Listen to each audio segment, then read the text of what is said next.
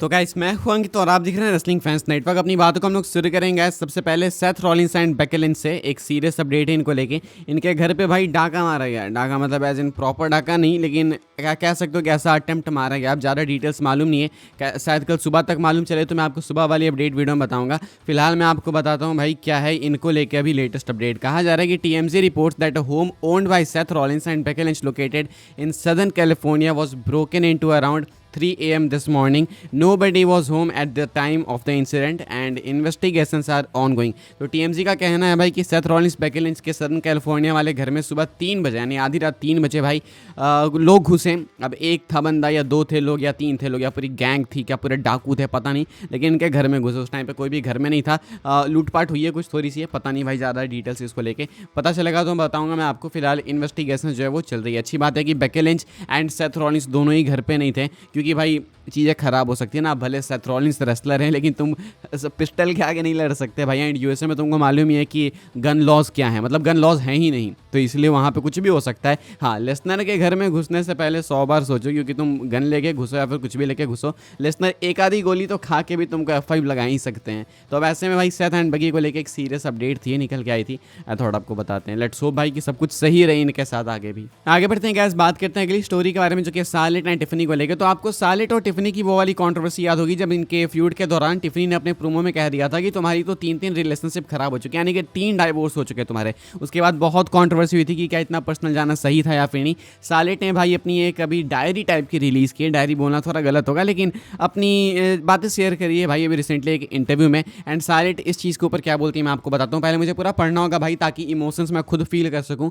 And then आपको बता सकूँ। तो आप ये वाला पार्ट स्किप कर सकते हो कुछ 1 मिनट तक, बिकॉज ये लंबी स्टेटमेंट है। कहना है शार्लेट का, I think in those times when people have seen me appear rattled by the booing, those are just the times when I felt like at least for a moment the boos are not for Charlotte, they're for Ashley, they're for me, that because of the way I look or because of the energy I'm giving off as a woman or because of real trauma I've gone through in real life. So when it got mentioned in Chicago that I have an 03 recorded marriages, yeah, it rocked me legit. I'm not too proud to tell you that. I don't need everyone thinking I'm playing 5D chess all of the time. My reaction to that line was as genuine as it gets, because, and maybe this makes me naive in my head, Charlotte has not been divorced, so I was not expecting it to come up in that promo, and then all of a sudden I had an entire arena cheering as I got mocked for something that was and frankly still is devastating to me.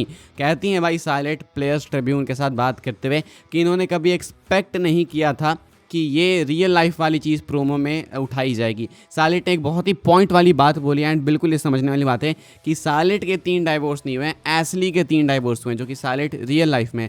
तो इसका इस promo से कोई लेना देना था ही नहीं। And Tiffany below the belt गई काफ़ी ज़्यादा। एंड उसके बाद शार्लेट कंटिन्यू करते हुए कहती हैं कि फिर मैंने देखा कि एक पूरा एरेना उस चीज़ पर हंस रहा है मेरे ऊपर कि मेरी रियल लाइफ में रिलेशनशिप मेरी चली नहीं, तो लोग मेरे ऊपर हंस रहे हैं। उस चीज़ को सुनने के बाद, देखने के बाद, एटमोसफेयर फील करने के बाद मैं टूट सी गई थी। एंड तुम इस चीज़ को फील करो, कई बार होता है भाई कि आप कुछ लोगों से दोस्ती कर ले तो बाद में वही लोग आपको कहते हैं कि हाँ तेरी इन्हीं हरकतों के कारण लोग तुझे छोड़ के जाते हैं। तुम उसके बाद सोचने लगते हो कि एम आई रॉन्ग पर्सन, क्या मैं एक गलत इंसान हूँ। तो शार्लेट उस ट्रॉमा से डेफिनेटली गुजरी होंगी। एंड ये प्रोमो बिल्कुल अच्छा नहीं था। टिफनी काफ़ी बिलो द बेल्ट गई। उसके बाद फिर शार्लेट को ही ब्लेम किया गया कि हाँ ये भी तो वैसी, इसलिए इसके साथ ऐसा हुआ।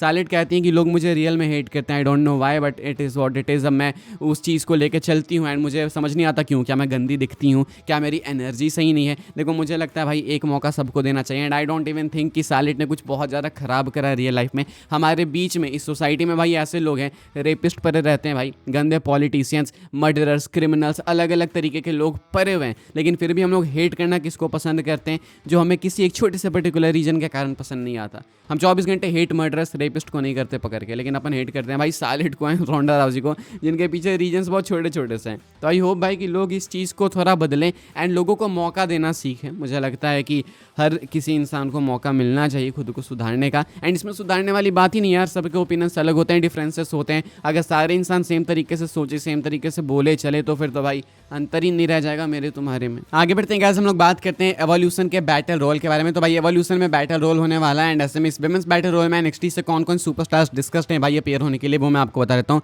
पर पीड up insider the world making the around announced at the Performance Center yesterday was that the NXT stars set to compete in the WWE Evolution Battle Royal include Izzy Dame, Kelani Jordan and Jada Parker. तो battle royal में भाई इजी डेम, Kelani Jordan and Jada Parker discussed होने के लिए confirm नहीं है, एक्सपेक्टेड है कि आपको देखने को मिलेंगे, ऐसी बातें हैं। देखते हैं भाई क्या होता है। अपनी आखिरी स्टोरी कवर कर लेते हैं जो कि ट्राइबल चीफ रोमन रेंस को लेके। रोमन रेंस के रिटर्न का टीज भाई आज मंडे नाइट रॉ में ड्रॉप हुआ, जब पॉल हेमन ने प्रोमो के दौरान रोमन को मेंशन किया। पॉल हेमन कहते हैं कि Roman Reigns does not have the balls to come back and step up against us and this is exactly what Roman Reigns is going to do. कहते हैं Paul Heyman की Roman के अंदर जिगरा नहीं है, रोमन के अंदर हिम्मत नहीं है, मर्दानगी नहीं है कि वो आके इस ग्रुप को फेस कर सके, लेकिन रोमन यही करने वाला है। एंड मोस्ट लाइकली ये सैटरडे नाइट्स मेन इवेंट में होगा, बट आई होप नॉट। मैं नहीं चाहता कि वहाँ पे हो, बिकॉज शायद से again Saturday Night's Main Event ढंग से लोग देख ही नहीं पाएंगे। तो मुझे लगता है सैटरडे नाइट्स मेन इवेंट फिर से यूट्यूब पे आकर VPN लगा के देखना होगा। तो जब मैक्सिमम लोग मिस ही कर देंगे तो वहाँ पे रोमन को लाना क्यों? मंडे नाइट रॉ में लेके आ जाओ, इससे बेटर। आप क्या सोचते हैं, लिख के बताना। फिलहाल रोमन को लेके